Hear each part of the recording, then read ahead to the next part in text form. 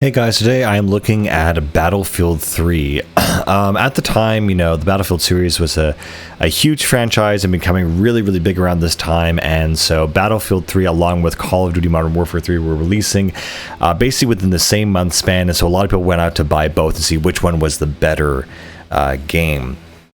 I'm not really sure. I wasn't a big fan of COD 3, but I never would have expected that Battlefield 3 would have beaten it out. But I feel like looking back, it really did. But both of these games are still kind of very okay, so to speak. What I really love about Battlefield 3, though, is just the actual aesthetic and the way the game looks. I mean, it came out in maybe around 2012-ish or so, but it had this whole thing, like when you downloaded the game, you had to download an additional like graphic packet or like thing, whatever, along with the game. And just the high-tech,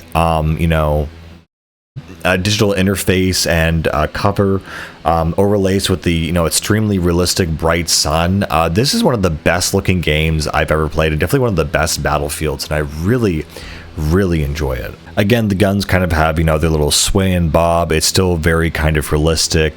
The multiplayer in this game was also very good. My go-to is still Bad Company 2, but this is still not a bad alternative. Again, the special effects and visual effects here are just so amazing. I absolutely love them. They just look so cool. The campaign itself is not really super interesting all that much. You go from one battle scene to the next battle scene following this, supposed, Russian asset terrorist who's trying to, cause a conflict and a war or something. I really don't care and I don't remember, because the main point of this game is the gameplay and the guns and how they all interact and work together. Again, it's really impressive what they were capable of, around this time, mechanically, graphically, and how you had all these different loadouts for your guns. Something I really I enjoyed the Battlefield 3 multiplayer, but there were some changes that they made that I just really was against. And this is majorly a multiplayer game, so to the point where they even dropped like single player support from a lot of their future games.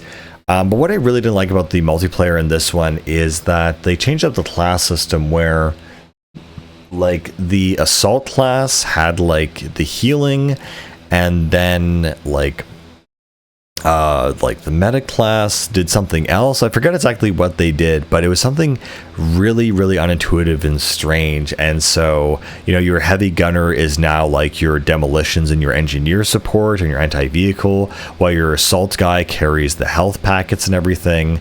It was just a really weird mix-up that I didn't really vibe with and couldn't really get behind.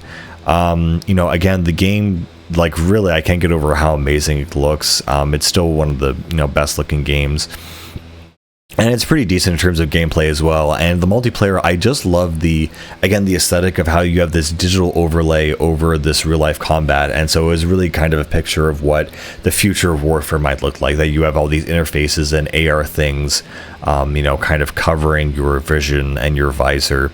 But again, the story itself is not super interesting or dynamic. The whole story is told from the perspective of the future kind of interrogation scene and back in the past and what this guy was up to. So yeah, the real focus on the gameplay here and just the aesthetic and the style of the whole thing. But yeah, nothing super really impressive outside of that.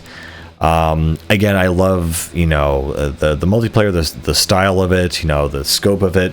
My one issue is that with the multiplayer, I felt like the matches went on for almost a little bit too long. I feel like a match, at max should be around half an hour, but some of the matches in Battlefield could go for like 40 minutes, if not more.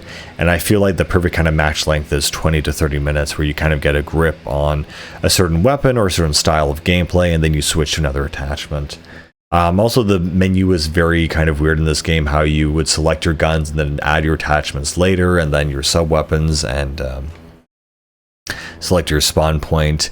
Again, there's nothing really kind of bad or, about this game. It's pretty inoffensive, and it does, again, the look of it is really cool, but outside that, there's nothing really super positive or intensely good that I can say about it, or intensely bad. It kind of just is. And the campaign, for what it is probably one of the better campaigns I've played in a Battlefield game, so at least it tries to tell a story rather than just phoning it in, basically. But yeah, I played a bunch of Battlefield games thanks to Game Pass, and this is definitely one that I was very pleasantly surprised was a little bit better than I thought what it would be like. But yeah, that's pretty much the game. Not much else to say. I'll see you guys later.